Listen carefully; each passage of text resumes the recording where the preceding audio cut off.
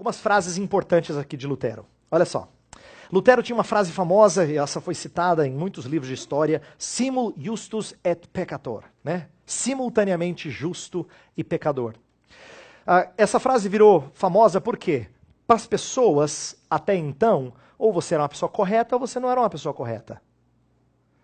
Inclusive, essa é a visão de quem não conhece a palavra de Deus.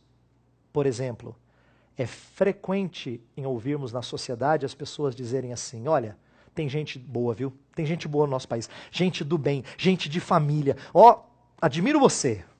Mas tem umas pessoas também na sociedade que te contar, né? Aí tem gente que... Uma dicotomia muito nítida entre gente do bem e gente do mal. Gente que é correta, honesta, paga imposto, gente que é bom cidadão e gente que não respeita. Isso é muito comum na cabeça das pessoas. O brasileiro pensa assim frequentemente.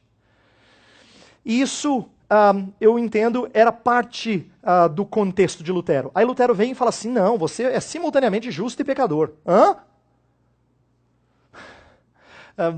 Lutero vai dizer que eu sou tratado por Deus. Lembra de como é que Deus trata você? Eu sou tratado por Deus como justo, embora no meu interior eu seja pecador. Essa frase, então, vira um marco de quem vai pregar algo que traz alívio e descanso para almas que estão aflitas. E pensa bem, nós não falamos com frequência da doutrina da justificação como sendo importante para o aconselhamento, mas não tem coisa mais preciosa para quem está lutando contra pecado que você dizer para ele e para ela que você é justificado em Cristo Jesus. E que Deus trata você baseado no que Cristo realizou, não no que você realiza. Frequentemente a gente pensa assim. É uma pena que... eu entendo a ênfase de Lutero quando ele disse assim que ele temia a igreja desviar-se disso.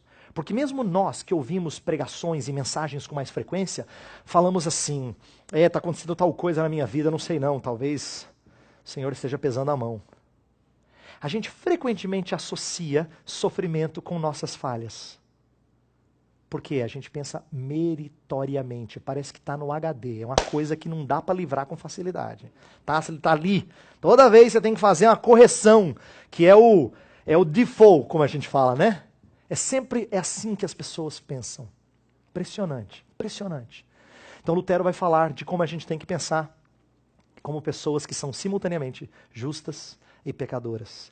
É claro que Lutero, e é bom que eu diga isso, Lutero, como qualquer outro personagem da história, ele não consegue se livrar de algumas coisas típicas da Idade Média. Principalmente os seus primeiros escritos sobre justificação, ele ainda expressa um entendimento progressivo de justificação. Não vai ser o entendimento oficial da Reforma, mas Lutero é filho da sua época, não dá para você escapar totalmente disso. Então quando você lê alguns personagens da primeira geração, como Lutero, como Martin Butzer e outros, eles às vezes expressam ideias que parecem medievais. E isso é importante a gente aprender com história. História não acontece mediante mudanças bruscas. Elas acontecem mais mediante continuidades e descontinuidades. Rompimentos são parciais, nunca totais. Você sempre é filho da sua época em algum sentido. Por exemplo, não é verdadeiro a gente dizer que a Reforma Protestante começou 31 de outubro de 1517. Né?